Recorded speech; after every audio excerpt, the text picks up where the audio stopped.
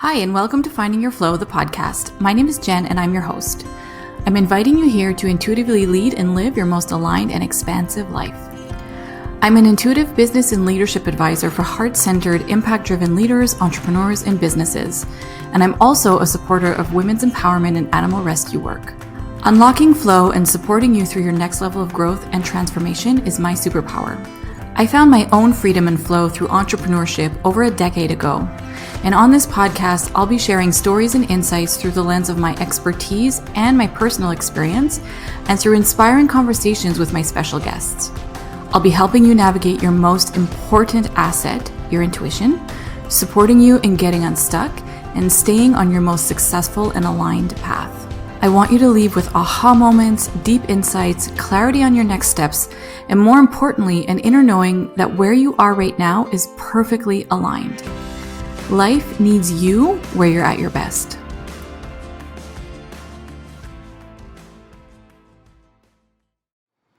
Hi everyone, it's Jen. I am tuning in from Mexico today to share just how excited I am to share the podcast that I recorded with Jendo. So Jack is actually a UN colleague of mine. He works with human rights. I work supporting entrepreneurs in developing countries, and we met through kind of our two, let's say, roles coming together in the community that I lead. And he's so inspiring to me because he breaks all of the rules of what, society says we should do. He also just follows his own path. He follows his intuition, his gut in every moment, and because of that, he's created beautiful success. And not just success for himself, but a lot of impact to the people he serves. He is a mentor and an amazing leader to his team. His leadership style and just his whole philosophies and values around teams is really inspiring. So I can't wait for you to listen. We talk about life purpose and how to find that through Ikigai, which is a Japanese philosophy that I really love. We talk about leadership. We talk about, building and managing a team in a way that is just heart-centered and that creates a sense of community and family within your business. There's so much good stuff. So I can't wait for you to jump in. Enjoy. As always, please feel free to give us, some insights, feedback, anything that you found inspiring, and we'll get right into it. So, hi, Jack. Thank you so much for joining me on the podcast today. Hi, Jennifer. I'm really excited about our conversation because there's so much that you talk about, or just in your ways of doing business, that I feel that we don't talk about enough in the world of business. And this podcast is all about finding your flow, essentially in business and in life. And I feel that one of the things that gets in the way of us finding our flow is being too much in our head, which is why I encourage very much intuitive leadership, because I think that when we tap into intuition and creativity, it's so much easier to just feel like we're in flow in our day-to-day basis. So I would love to start off by talking about Ikigai, because I know that it's a concept that you really love. It's a concept that I discovered a few years ago. And I love how it brings together so many pieces of who we are and what the world needs. So can you tell us a little bit about Ikigai for those who don't know about it? And then I have a challenging question about this concept as well. Yeah.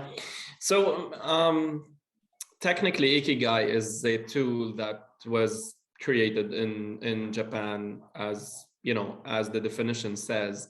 I'm going to talk now about the version that I love to talk about in the sessions. That, by the way, 1 hour ago, I was in a session with students and graduates and people who are newly in business and trying to find a job.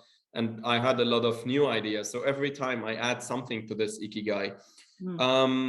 So this tool helps you to find your purpose just by asking a couple of questions and mix the answers. So mainly we are focusing or mixing between what we love and what we are good at, or what we love and what the world needs, or what we love and what we can be paid for, and all the four sides together.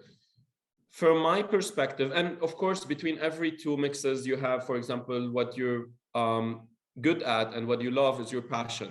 So this is for me, I think we don't need a tool to define that, but always tools are great to organize our ideas, because many people already know their purpose, already know what they love, already know what they, so it's not that it's something that you should do, but it's something that helps you to do, like any other tool.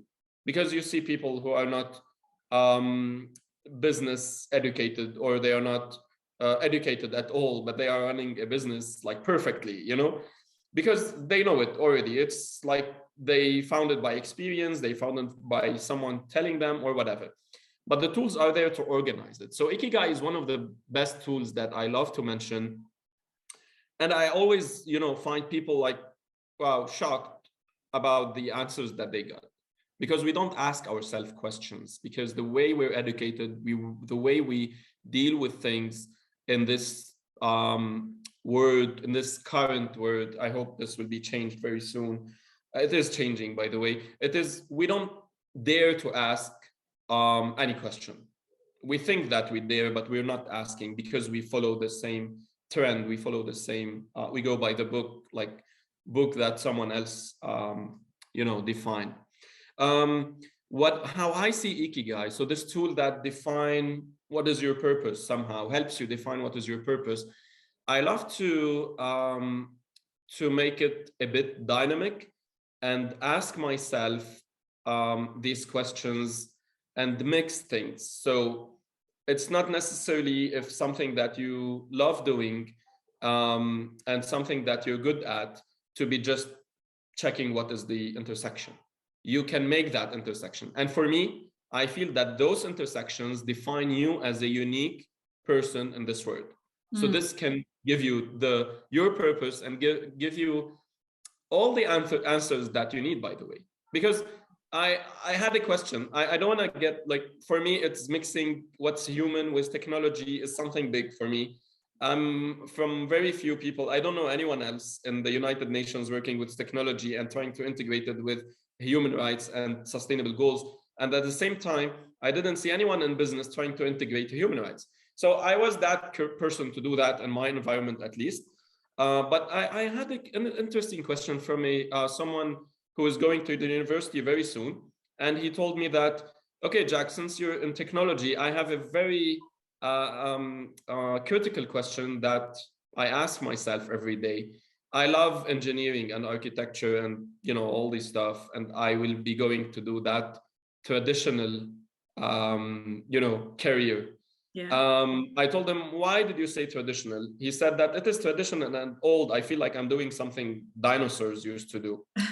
So I told him, why are you saying that? He said that everything is technology now. And it's not about this stuff. So maybe technology will be doing all this stuff. Mm-hmm. So I told him one thing that, from a career perspective, if we're going all to be in the technology field, then no one will be doing food and clothes anymore. No one will be doing all this stuff. But we still have to do this. Even if we go to the metaverse, we still have to do all of this stuff. And it will be a very, rare maybe opportunities or skills or careers. So it will work more. It will be the trend by that time. It will be like the thing that everyone should be doing. So simply my answer was, you can do engineering, you can do what you love.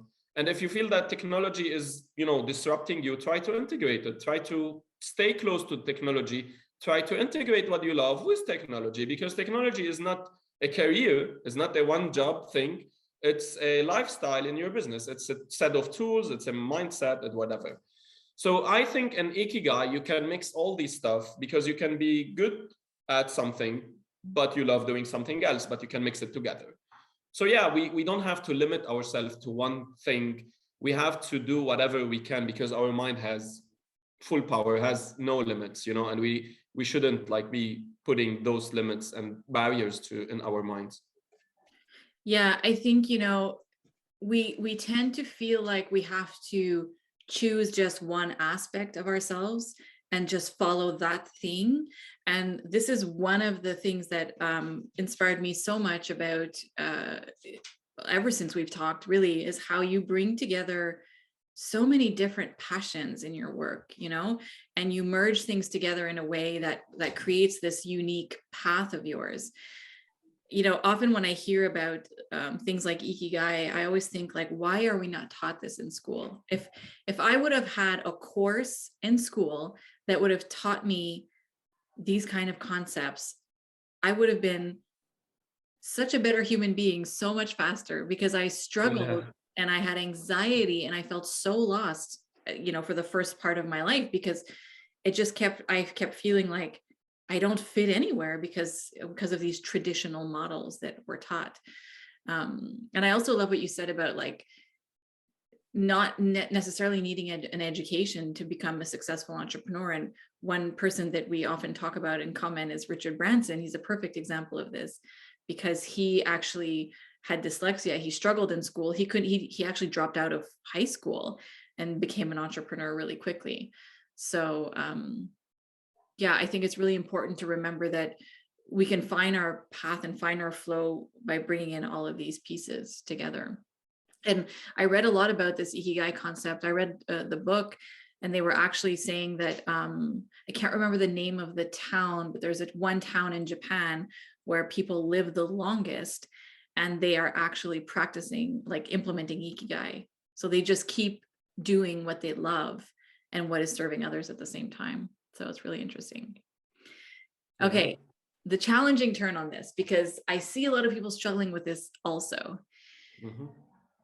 Sometimes we get caught up in then having to fulfill this perfect purpose, or this perfect path, and then we get too caught up in overthinking, like, oh, is this thing that I'm doing really part of my purpose? Is this really part of my genius? Is this really in my passion? And then we kind of overthink all of it and then get stuck. So how have you been able to navigate um, finding this kind of your zone, I would say, without letting it get in the way of you moving forward and experiencing great things on your business journey? I wouldn't say it's an easy thing, but it's interesting journey. It's an interesting journey. I think it would be different if someone told me many things before, just asked me questions, don't give me information. If we just find the right questions at the right time, I think it would be different. But again, it's always interesting. Like, for me, it's still interesting. I wouldn't say it was that easy. It was that clear. It was that it's always ups and downs. You have a lot of doubts.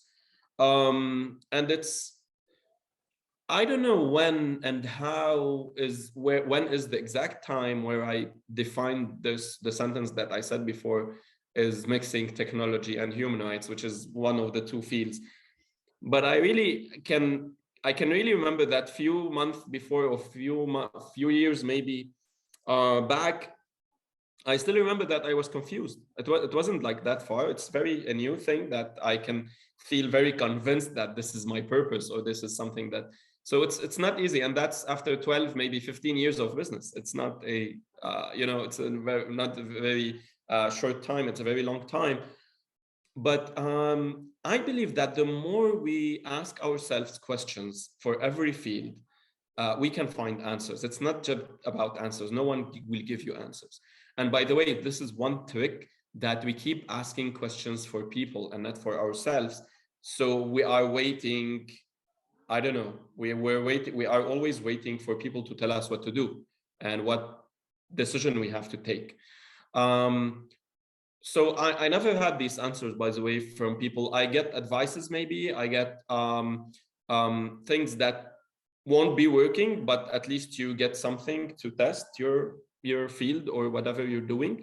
But I asked many people, and maybe my colleagues in the United Nations, my superiors in the United Nations, um, about, you know, what should I be doing if I'm in technology, I'm in business, I'm in entrepreneurship, and I feel that human rights is about economy.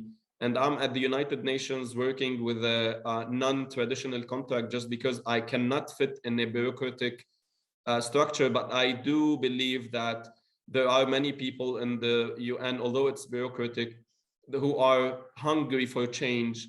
And I cannot see similar maybe passion for change in the business field, because in business we just care about profit and innovation and blah blah blah.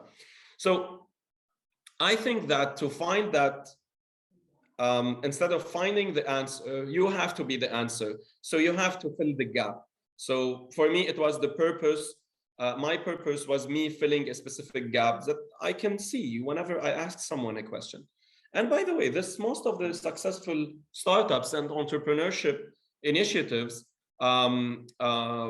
succeeded because they were filling a gap.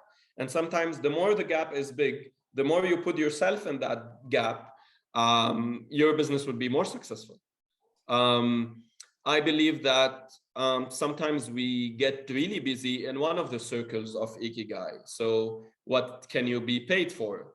So you keep digging and digging in the same field and trying to make your competition, your competition is it becomes very strong because you're going more and more trying to fight that competition. You don't think like standing out from that competition, going to another circle from Ikigai would make more opportunities.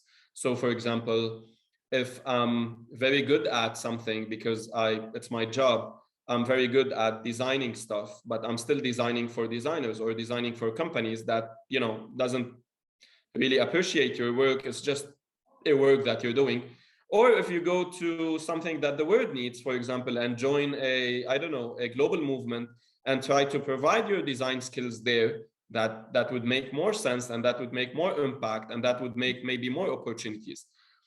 So the thing is that the more you get involved in all your fields, the more you get closer. The more you get professional in your field, the more you get great at your skills. The more you do volunteering, the more you get closer to your cause, meet more people. The more you help yourself find your purpose. And it's not necessarily you find it in years or in months or in days. Maybe some people. I met people like at 60s. Trying to find their purpose, and it's amazing. It's amazing, and it's never too late, because if you live 1 year of the rest of your life knowing your purpose, it's worth it. It's worth it. It's like, because by that time it's like you're feeling all your body and mind like just flowing. You don't remember what was the situation before. Because that's why it's really important to make this, as you said, to make it like during school, or at least to ask the question. Maybe during school you don't really care about your career as much as you care when you want to pay the bills and make your life. But it's very important, because not for business, even for yourself, you will talk differently to people. You will be different with your family. You will be different with your environment. Maybe you can change school or stay at your school, but you will take it more seriously. Yeah. And you'll be happy. The most important thing, to be happy, not to have the stress of struggling with what do I have to do. Yeah. So I think that's really important, because when we're not happy in what we're doing, we become resentful, and that has an impact on our success, inevitably. I love the idea of asking questions for so many reasons. First of all, I think that that should be part of curriculums in school, like asking kids more questions, because when you're just receiving information without having to even question anything or get curious about anything, the information is very flat. And also, I love the idea of asking questions, because I think our purpose evolves as we get older, like you said. And so if we keep staying open to the exploration of it, then we can keep discovering deeper and deeper layers of ourselves. And then we don't become like this static human being moving through our life. We're evolving as we go. And it's funny, because I actually got an insight this morning for me in my business. And I realized that, based on what you're saying with Ikigai and like moving between those circles, I realized this morning, because I often create these rules in my head about, oh, well, I'm at this point in my business, so I shouldn't be doing this anymore. And I'm in this point of my business and I shouldn't be doing that anymore. And I create all these rigid rules. And what I realized this morning, because someone, a past client, approached me to ask me to do something for her that I had created a rule around that I don't do anymore. I don't do that anymore because that's not where I'm at in my business anymore. And I actually got really excited about doing this work for her. And I realized that it wasn't so much about the task. It depends, like you say, but because I love this client so much, I love working with her, I love supporting her, the actual thing that she was asking me to do felt exciting. So I think when we remove the rigidity around like having to be going in this like straight line all the time, and we just allow ourselves to flow with what's exciting in every moment, we can experience one, more success, more fulfillment, more joy. And yeah, and I wanted to dive into this because I know that we've spoken already about how like you don't follow rules. You actually really follow your own way of doing things.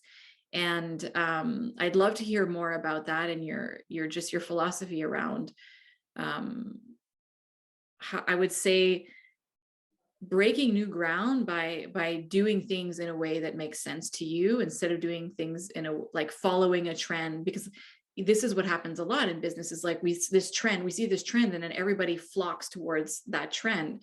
And I love your story about before, the guy that was asking you that question of like, well, great, everyone's flocking that way. There's all this space now and this potential to take care of this area. Mm-hmm.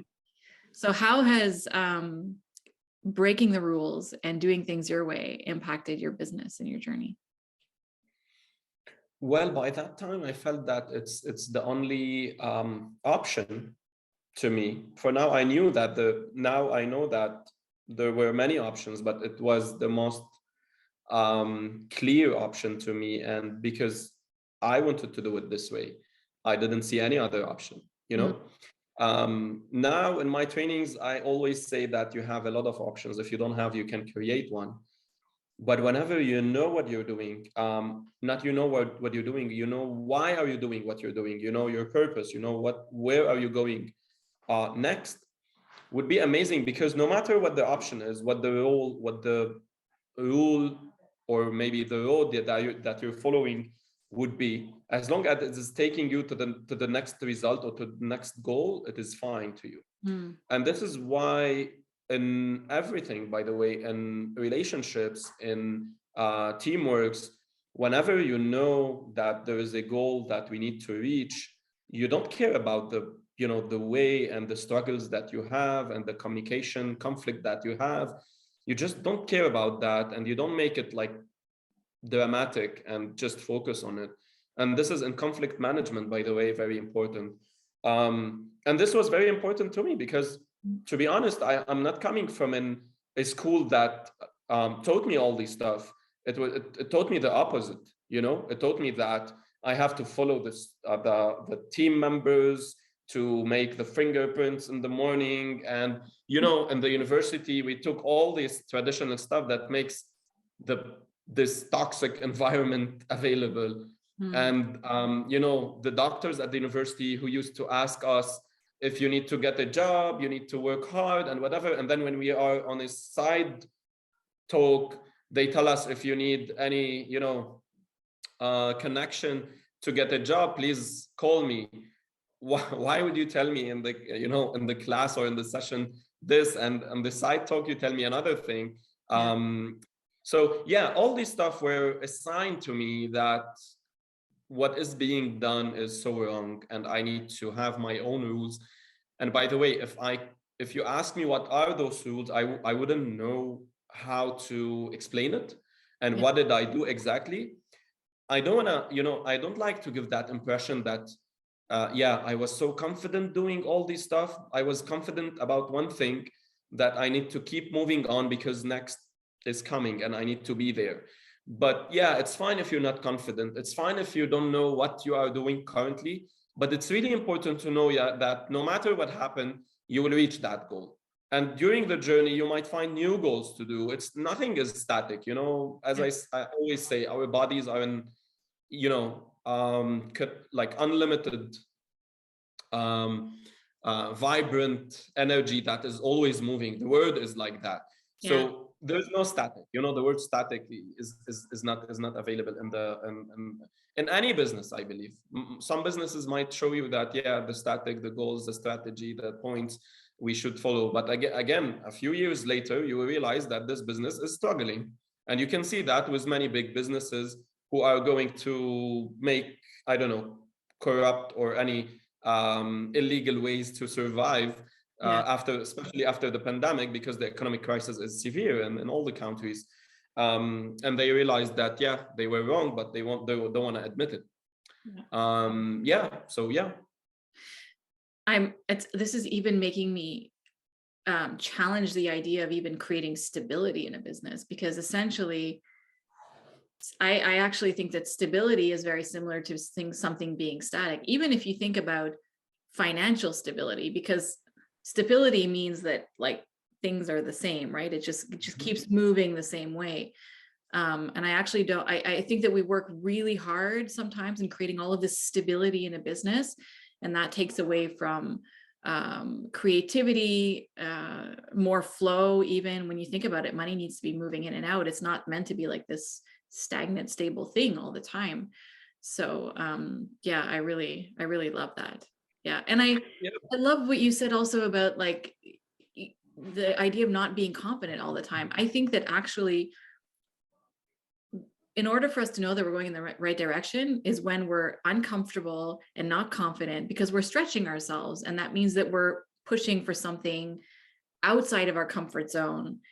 And I feel like that's when the magic happens. Yeah, true. And by the way, this is when I realized that personal leadership, it's that concept that it's already there, but it's not very famous. I try to make again my own version, because I feel that all the team members should have this personal leadership concept and have those skills of personal leadership to know how to lead their own life, work, tasks, whatever it is. You give them that common sense, and whenever they have this, they won't ask you in your enterprise, no matter how big it is, or ask their, I don't know, leader and their team leader or whatever, what's next? Why are we doing this? Because they should understand why are we doing this. And if I change the whole strategy within 2 days, then they would already understand, because they would do the same. Yeah. Because if we stay where we are now, just because we want to maintain stability, that's a suicide in business. It's not a suicide today, but it would be suicide in future. Yeah.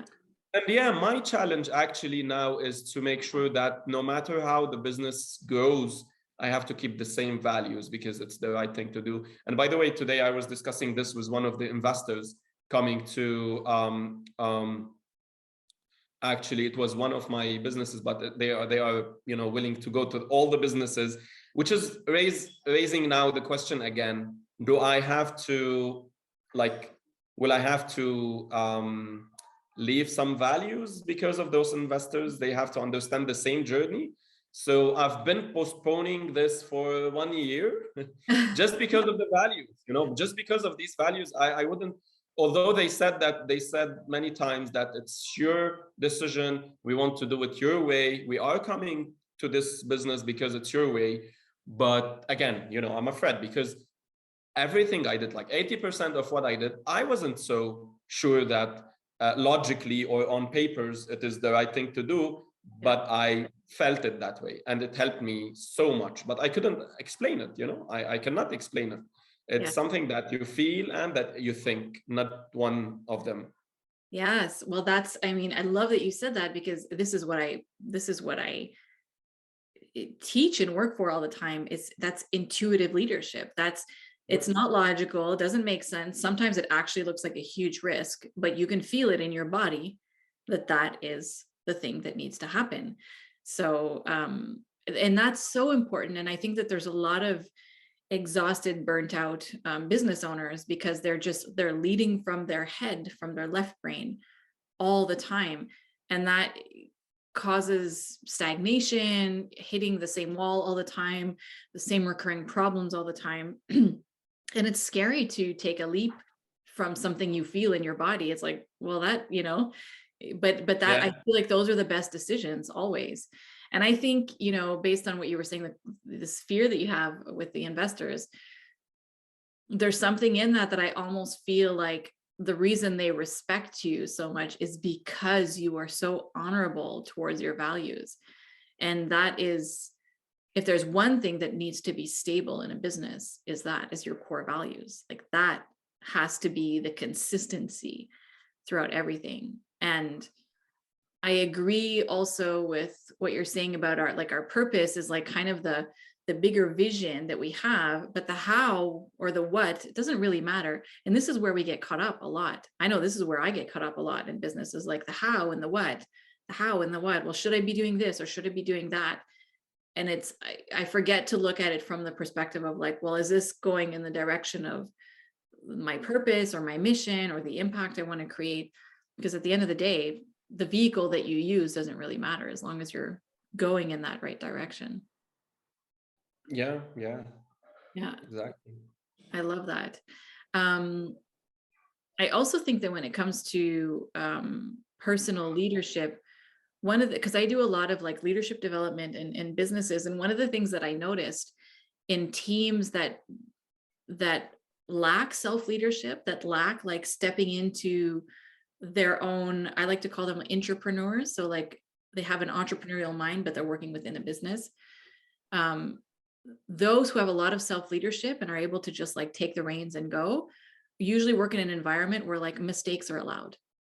It's fine for things to not be done perfectly, I'd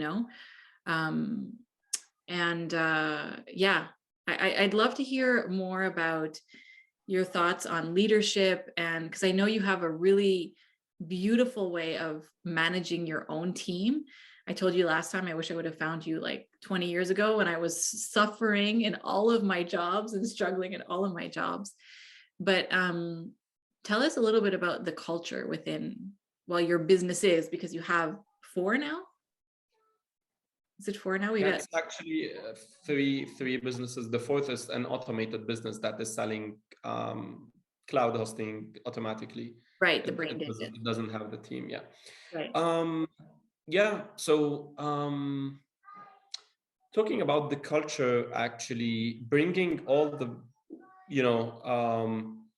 many cultures in terms of regions or fields has helped me very much. Like if I'm working with an organization in the States, in, for example, technology, it gave me something. And then when I'm working within my team at the United Nations, it gave me another thing.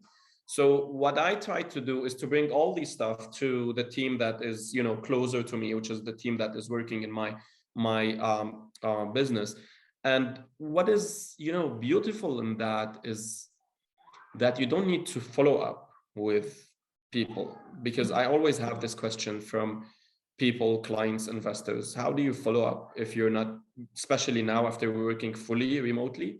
We just meet to have fun, we just meet to have gatherings, and it's not like we have to meet because we have to meet. It's never like this. It's always based on a purpose. That's the beautiful thing of doing this, positive, I don't know what's the real name of this spirit and environment, but I do know that you don't need to follow up about the tasks. Everyone is doing their job, following their task, even if they, maybe someone has a problem in a specific day, and then the other day you see that they are working 20 hours just because they have to deliver things. And this is scary for almost all the businesses. I feel like nervous just hearing that. Yeah. And it's, it is actually struggling. It was struggling in the beginning to me and for the team that, the seniors that are in my team. And, in the beginning, before explaining that to the whole team, before showing what will be happening next, it was scary for everyone. And they were looking at me like, what are you doing? That's a suicide. Especially after going fully remotely with all the crisis in Lebanon and the pandemic after and the blast. And, we had a lot. Mm. And to do the same thing, that would be dangerous to me.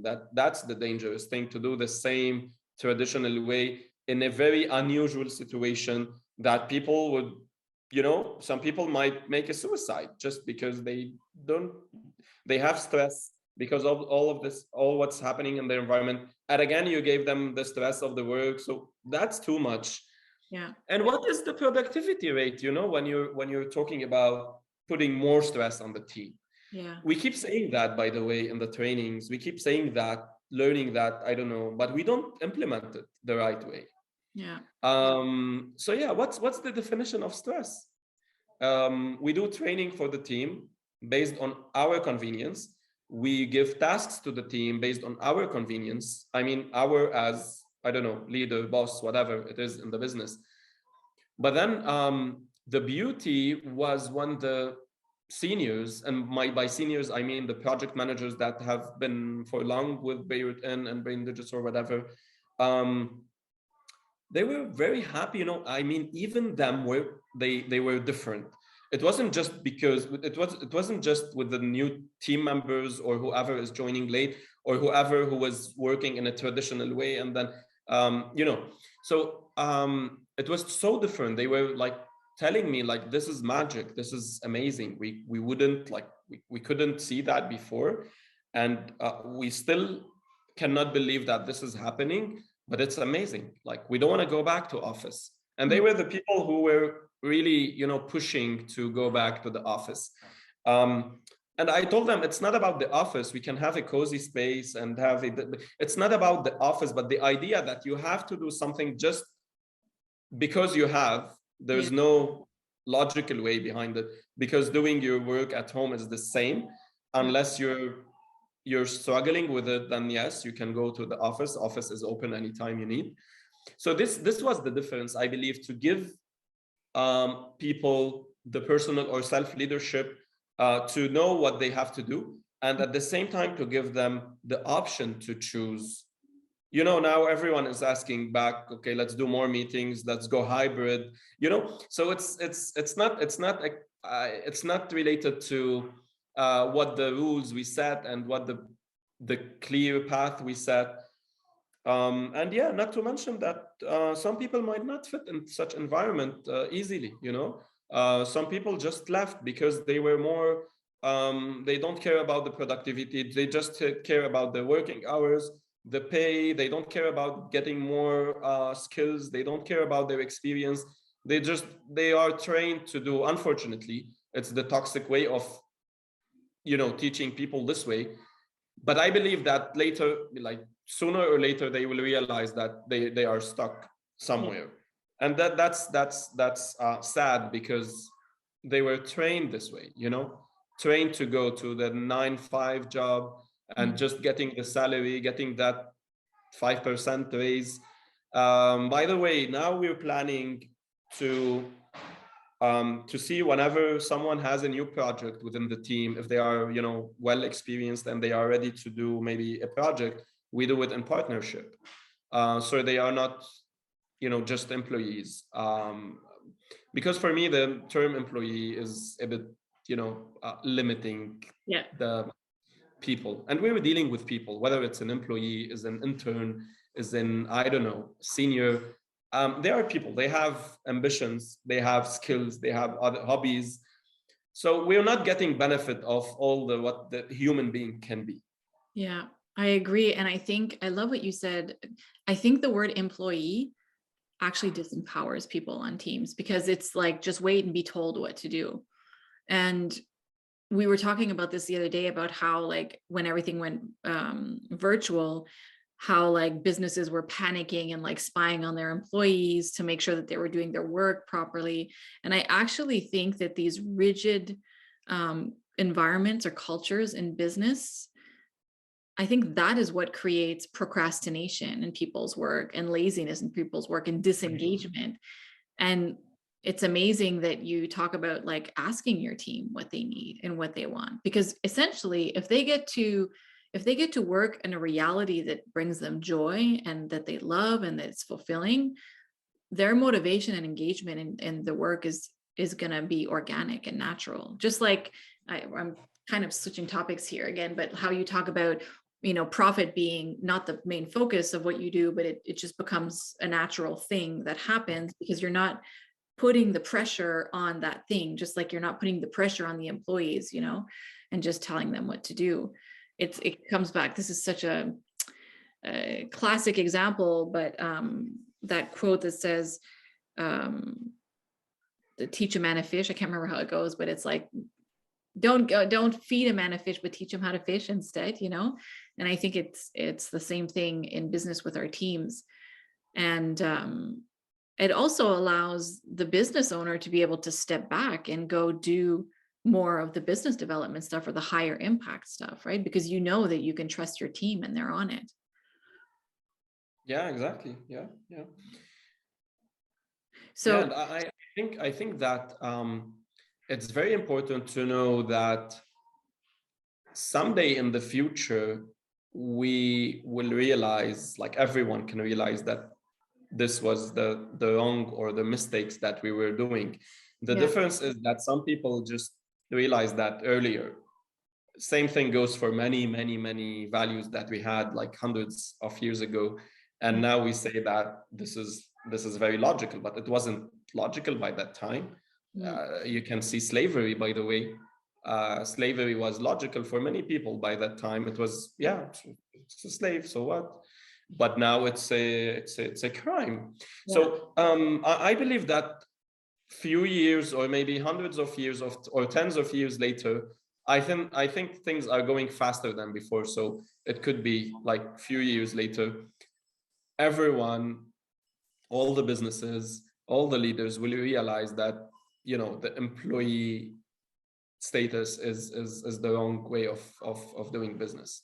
Yeah. I'm curious, two things. The first is, what are some things that just like drive you crazy when you look at the business world? Things that are being done that you would love to see change or be innovated? Are there things that that almost painful for you to see? Yeah, well, 12 years ago, I saw something like very painful. And for now, I see many things, by the way, because I deal with a lot of traditional businesses trying to do the digital transformation and the governance and all this critical thinking. But I can still say that the painful thing that I can see is still the same, how businesses are dealing with their humans. It was the same, actually, reason why I started the business, because I saw that boss calling my colleague who were in the hospital delivering her baby. Like the next day, like the second day, he was calling and saying that job is not going well without you, and you have to go back to work. It was the second day in the hospital. That was so unhuman, and it was illegal, and he had the right to just take that phone, and it was in front of me. So I told him that you cannot do that. She's suffering in the hospital. She had a surgery. And he was like, yeah, but I know that, and it's sad and whatever, but I'm just saying. I told him, it's not just that you're saying, you're putting a lot of stress on someone that has the right to take it was 40 days by that time in Lebanon. You can take 40 days for leave. So yeah, it's still struggling to me to see that, and knowing that that boss, even now when I see new from the new generation going like the bossy style, still doing the same, and they think that this is the only way to manage people. And I can hear it. My many of the consultants that I know keep telling me this. They tell me they keep telling me that what you're doing at your job, at your business, will be killing your business very soon. And I see them how they are dealing with their businesses, and I can see that it's very toxic, but they so believe that this is the only way and this is the right way to do business, because employees should be under stress, because employees should be under rules, because all this stuff. So when I ask why it should be that way, why do you say it has or they have to be or whatever, because just someone else told you that, and you couldn't dare to try anything else. Yeah.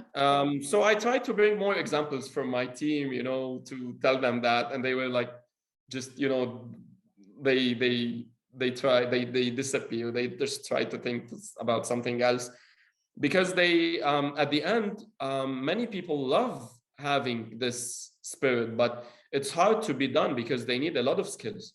And to be honest, I couldn't have done this many years, maybe 3-4 years ago, because I didn't have the right experience, and that I didn't ask the right questions. I knew that there's something wrong, but I didn't dare maybe 10 years ago to just do everything that I know now. Yeah. So it's training, it's skills, it's experience, it's many stuff that we really need to go beyond our borders, go outside the box, and like literally going out the box and do things separately. Yeah, I think, one of the reasons why leaders and people in those positions resist trying those things is because, one, it would require them to step into a whole other level of leadership themselves. So it's the easy way. Just staying with the old ways of doing things is the easy way. And also, when last time we spoke about hierarchy and how like you hated hierarchy, I think there's a lot of fear around creating that kind of culture in a business, because then the leaders probably feel like they're losing power, or they're losing their hierarchy a little bit. And I know that that's something that's really important for you to not have in your culture. Yeah, exactly. Actually, I'm grateful that I got this at the Scouts. Yeah. It was the difference that I saw between my team, or my way of leading the team, because I was a very strict leader at the Scouts, but at the same time, people were having fun because they were always winning the competitions and getting more skills. And I wasn't like, I was strict just because of we were committed.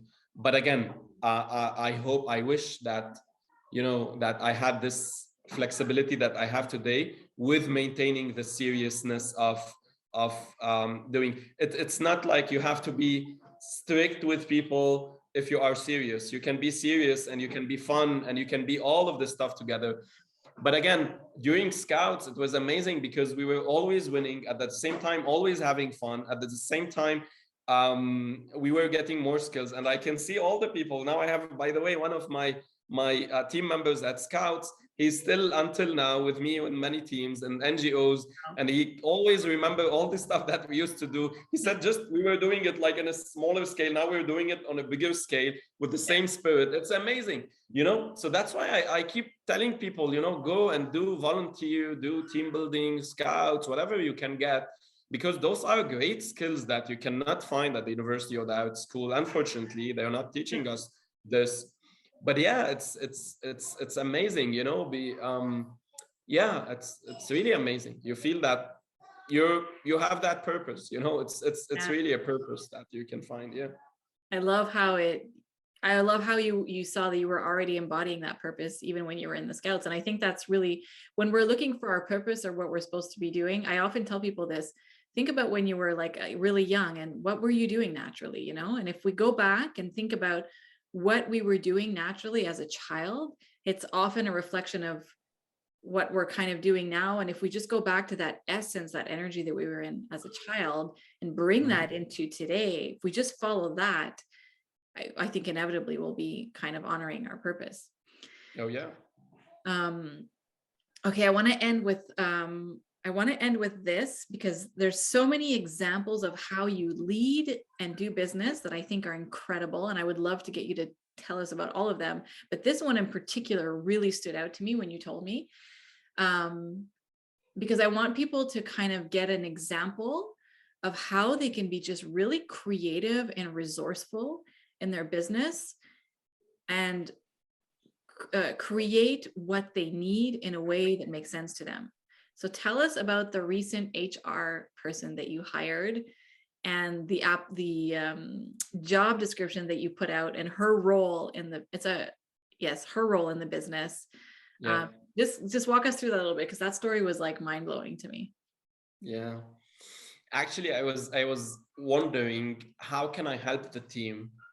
And I was trying to look, I always go on Google and try to see what other people are doing and ask other people. So the only answer I got was you have to get an HR. And when I looked at the job description of an HR is not what I want from that, character or person or role to do. So yeah, I was thinking, and I asked all the team, and they said that why do we need an HR? We're a small team. We don't need like that big management. We're all already managing all thing. I mean, in the communication and the management of the team, it's all automated on the systems, and our communication is great. We don't have the toxic environment. We don't need someone to, you know, Yes. and we're all empowering each other, giving training to each other. You are empowering us with all the sessions.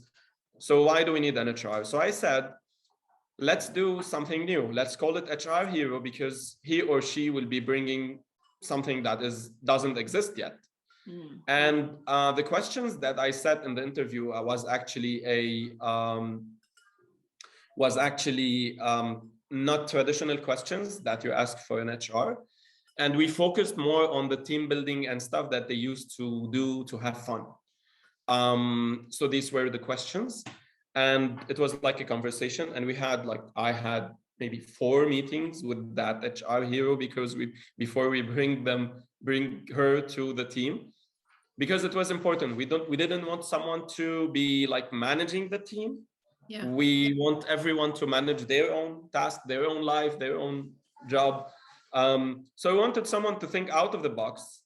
And yeah, we found her because, she didn't work HR, by the way. She got HR at the university. She was HR graduated, and she was working as an administrative assistant at the university. And then where the magic started, because at the university you already start, seeing all the toxic maybe environment since your education. And then she wanted to change this. And we didn't say anything about what we were planning to do or whatever. So we asked the questions in a way that she wants to answer to the problems. And it was great because, again, she had to handle and self-lead her mission. So it was amazing because we started getting inspirational quotes in our teams groups and questions that are really critical. Although sometimes these questions are endangered for the business or hierarchy, as you said, because people feel uncomfortable. And for me, for example, as someone who is trying to lead the business, sometimes some people might, from a question, they might decide to start their own business. They want to leave your business. So she asked me this just to know what do I think, because she wanted to know if I have borders for this, if I really want her to think outside the box.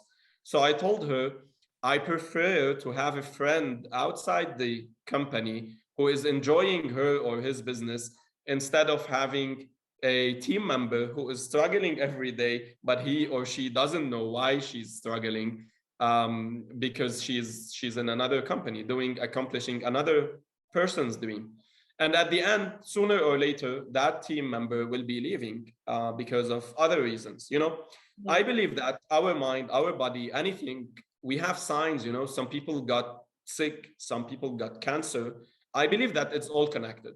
So this is why that position was very important to me. We started doing gathering. I mean, it was like something we dream of, to do all these stuff, to do the games, to do the challenges, to do the fun, all these stuff. And by the way, we provided a mental health coach. So whenever someone wants to book one, it's always ready. And that mental health coach, she was a friend. And at the same time, she told me, I mean, I met her in one of the sessions because I did many mental health coach sessions myself. I wanted to go deeper in that. So she told me it's really amazing. And I would love to do that. I don't want to get paid. I just want to get involved in this experience, because I never heard about the business bringing a mental health coach and doing this for the team. So yeah, it was an amazing experience, and we're looking forward to do more than that. Yeah. I want to highlight 2 really amazing things in this story.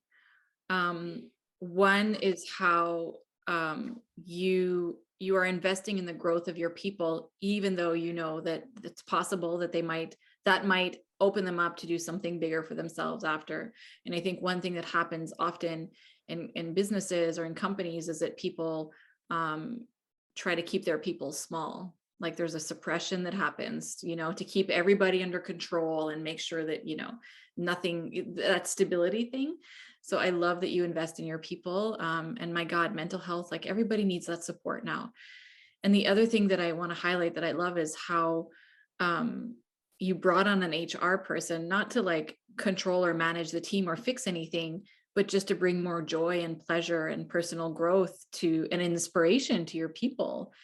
It's such a simple concept that I don't understand why it's not being implemented more. It's like, if you have a garden, if you water it, it's going to grow, right? Yeah, And exactly. so if a team, if you nurture them and nourish them, they're going to grow. Yes, some might end up like going off on their own path, but I think it impacts the growth of everybody on a positive note. So Yeah. I love that. So I think I would love to know, just before we tie up, if there's anything else that you just feel that you want to share or say or leave people with as a thought. Yeah, I would love to emphasize again on the fact that we have to accept that we're constantly changing every day, every night. So we have to keep asking questions and looking for answers every day. Don't be afraid, because really amazing things can happen when you do that. And unfortunately, many people don't have that maybe chance to do maybe at the school, university as ourselves. And some people might need the lifetime to do that. Just because we don't ask the right questions. We don't ask questions, we don't question ourselves quite enough. And yeah, especially for younger people who are still at the university or at school, it's really important to do that. It's a job, it's a mission, or it's a task that we have to do every day, because amazing things happen when we do that on daily basis. I wish we have more time maybe to learn more stuff now, but yeah, I think that this is the most important thing. And yeah, enjoy it, because it's an amazing journey with all the failures and successes. It is. And the failures are actually what make, I think, the journey the most exciting. So I love that. Well, Yeah. thank you so much. It was really nice having you again. I always love chatting with you and just hearing your whole philosophy around business and leadership and life in general. I know you have several companies, so in the show notes, I'll put all of the links so people can go find you. They want to learn more about what you're doing. And yeah, I look forward to many more inspiring conversations together. So thank you so Thank much. you so much, Jennifer. It was really interesting and always inspiring to me talking about these topics, emphasizing these points. And yeah, looking forward to have more talks together. Yeah, me too. Thank you so much.